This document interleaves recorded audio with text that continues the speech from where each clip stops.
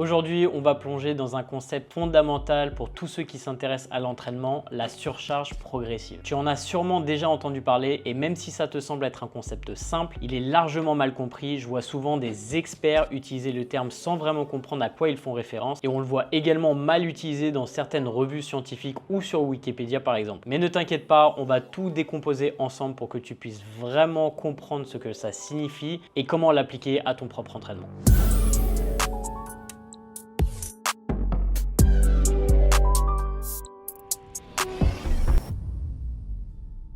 Salut, bienvenue sur Fitness Logique, je m'appelle Nevin, je suis coach et cofondateur de la formation Bayesian France et sur cette chaîne, je t'aide à comprendre comment ton corps fonctionne réellement pour t'éviter toute frustration et te permettre d'atteindre tes objectifs. Donc si tu aimes ce genre de vidéo, n'oublie pas de t'abonner juste en dessous. Il y a deux méconceptions qui circulent dans le milieu du fitness à propos de la surcharge progressive. La première et la plus répandue à mon sens, c'est de dire que la surcharge progressive, c'est ce qui va créer la croissance musculaire et le développement de la force. En d'autres termes, il faudrait appliquer de la surcharge progressive pour progresser. La deuxième méconception qu'on entend souvent, c'est que la surcharge progressive peut être appliquée de différentes manières, comme en diminuant les temps de repos, en augmentant la fréquence d'entraînement ou en rajoutant des séries ou en faisant tout ce qui pourrait rendre l'entraînement plus difficile. Et on va donc voir ensemble pourquoi ce n'est pas aussi simple que ça et comment appliquer la surcharge progressive de manière plus efficace. À la fin de cette vidéo, on verra aussi les erreurs qu'il ne faut pas faire et que j'ai moi-même faites dans le passé.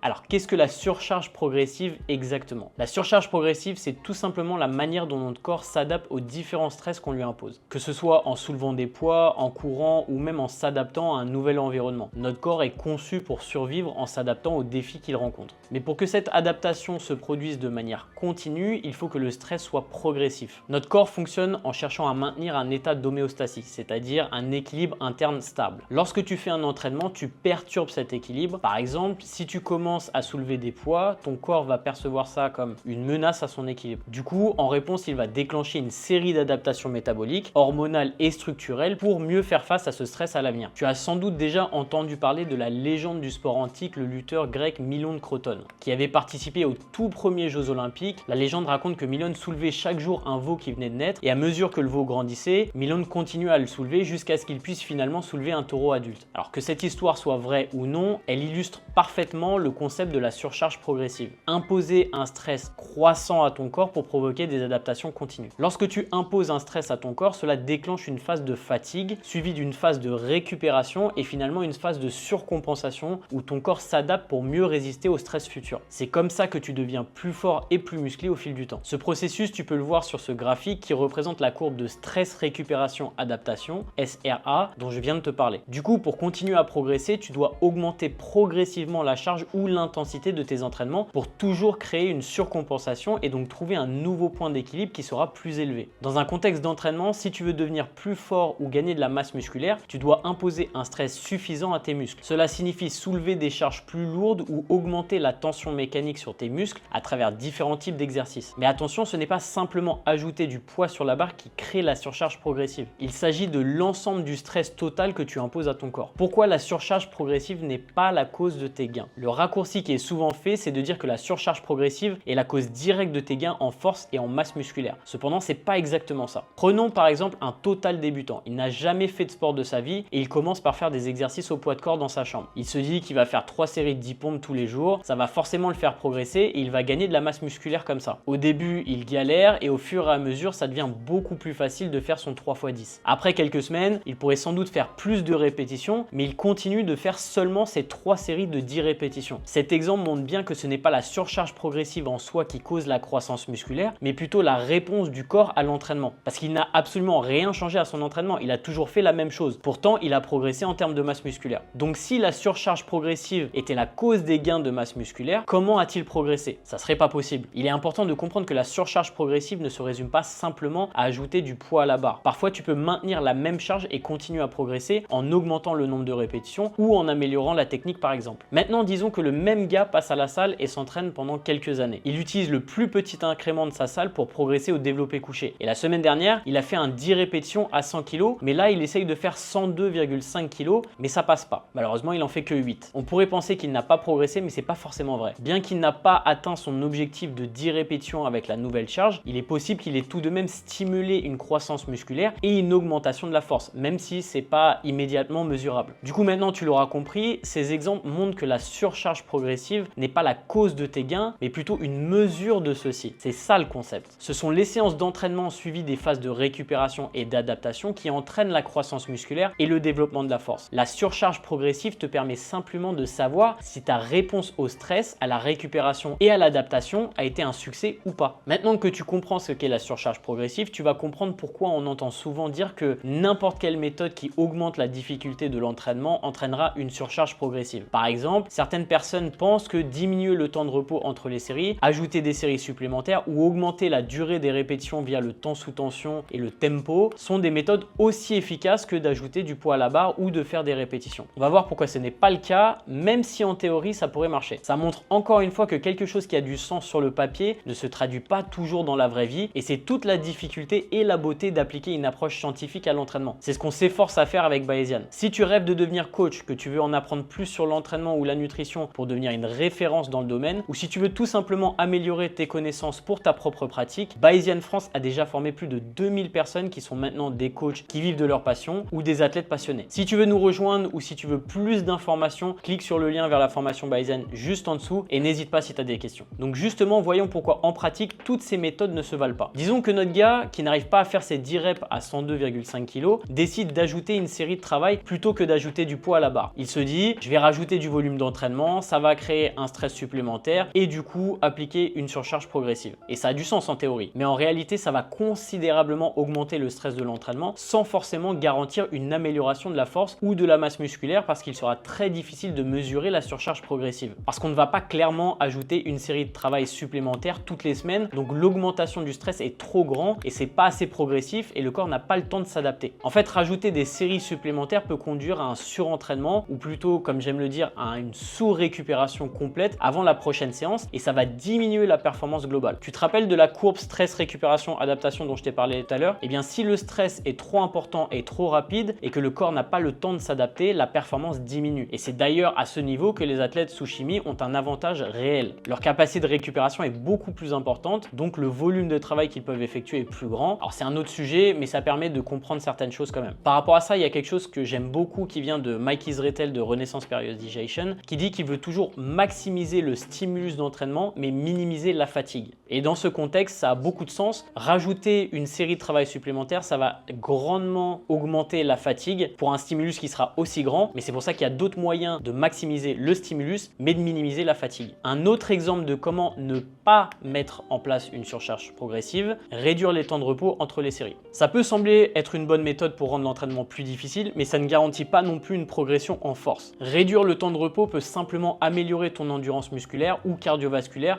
sans pour autant augmenter ta force. Et pour ce qui est d'augmenter la durée des répétitions, par exemple en ralentissant la phase excentrique de l'exercice, eh bien personnellement, je pense que c'est quelque chose qui peut marcher, mais dans un certain contexte. Si ça perturbe la technique d'exécution ou que ça rend l'entraînement impraticable parce que maintenir des excentriques de 4 secondes et se rapprocher de l'échec en même temps, c'est une torture, alors ce n'est clairement pas une bonne idée parce que ça ne va pas apporter de réels bénéfices en termes de force ou de croissance musculaire. Mais beaucoup de gens, en particulier ceux qui sont dans une phase intermédiaire de leur parcours d'entraînement, se fixent des attentes irréalistes vis-à-vis de leur progrès. Ils pensent qu'ils devraient continuer à progresser aussi rapidement que lorsqu'ils étaient débutants. Sauf que ce ne sera pas le cas. J'ai moi-même fait cette erreur. Quand on débute, tout est facile en termes de progression. À chaque fois qu'on va à la salle, on progresse, on fait mieux que la dernière fois, on observe une surcharge progressive. La différence avec un pratiquant intermédiaire, c'est que la progression va être plus lente. On ne va pas forcément progresser à chaque séance, mais plutôt tous les mésocycles ou tous les mois. Et un athlète avancé progressera tous les 6 mois ou plus en fonction de son implication, de sa génétique et de ses objectifs. Attention, c'est pas parce que tu progresses plus lentement que tu es forcément un athlète avancé ou que tu as atteint une limite génétique. C'est peut-être aussi que ta diète est mauvaise, que tu dors 6 heures par nuit ou que ta programmation d'entraînement est complètement éclatée au sol. C'est normal d'atteindre des plateaux de progression et c'est souvent à ce moment-là que les pratiquants intermédiaires vont changer de programme ou paniquer parce qu'ils ne voient pas immédiatement une augmentation des charges de travail ou plus de répétitions. Ils se disent qu'il n'y a pas de surcharge progressive et qu'ils ne progressent pas, mais il est important de comprendre que la progression devient plus lente à mesure que tu progresses et que tu dois être patient et consistant dans ton approche. C'est justement là qu'une amélioration de la technique via peut-être un ralentissement du tempo d'exécution pourrait être suffisant pour appliquer une surcharge progressive. Ça sera sans doute plus difficile à mesurer, mais ça ne veut pas dire qu'il n'y aura pas de surcompensation et de progression. C'est juste que les progrès ralentissent et c'est normal.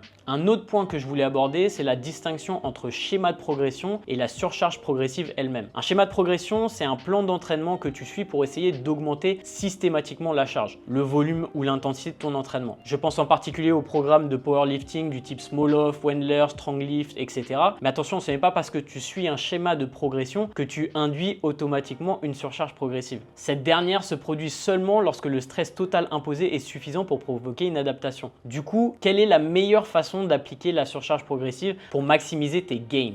La meilleure approche reste la méthode classique, ajouter du poids à la barre ou augmenter le nombre de répétitions. Si tu ne peux pas ajouter du poids parce que l'incrément devient trop important par exemple, essaye de faire plus de répétitions. Cette méthode est la plus fiable pour mesurer tes progrès et garantir que tu continues à t'améliorer en force et en masse musculaire. Oui, bien sûr, il faudra adapter ton volume d'entraînement, c'est-à-dire le nombre de séries que tu vas faire par groupe musculaire en fonction de ton niveau, de tes objectifs, de ta capacité à récupérer et de ta capacité à progresser. Mais je te déconseille d'ajouter des séries de travail, de réduire ton temps de récupération entre les séries ou toute autre méthode qui ne permettrait pas de mesurer objectivement ta progression à l'entraînement. C'est possible dans certains cas en suivant d'autres marqueurs de progression, mais dans la grande majorité des cas, c'est la raison pour laquelle quelqu'un ne progresse pas. Rajouter simplement du poids ou des séries de travail permet de maintenir le même stimulus d'entraînement relatif au fur et à mesure de tes entraînements. Je m'explique. La proximité à l'échec est très importante pour progresser. Si tu fais des séries de travail avec 5 répétitions de réserve sur tous tes mouvements, tu ne vas pas progresser beaucoup et ton travail effectif par série est largement discutable. C'est d'ailleurs ce qu'on voit trop souvent en salle de sport, des gens qui se poussent pas suffisamment ou qui font toujours la même chose, comme mon exemple avec le gars qui faisait son 3x10 aux pompes. Le truc, c'est que si tu progresses et qu'il y a surcharge progressive, alors tu pourras faire mieux que la dernière fois. Et si tu fais la même chose, alors la proximité à l'échec sera plus grande. Si le mec ne fait que 10 pompes alors qu'il peut en faire 11 ou 12, ça constitue un stimulus d'entraînement moins important que la dernière fois parce qu'il ne pouvait en faire que 10 à l'époque et que sa proximité à l'échec était plus faible. Et ça fait une grosse différence. Pour conclure, il est important de comprendre que la surcharge progressive n'est pas la cause directe de la croissance musculaire et du développement de la force, mais plutôt une mesure de tes progrès. Ce sont les séances d'entraînement elles-mêmes suivies de la réponse de récupération et d'adaptation de ton corps qui stimulent réellement ces gains.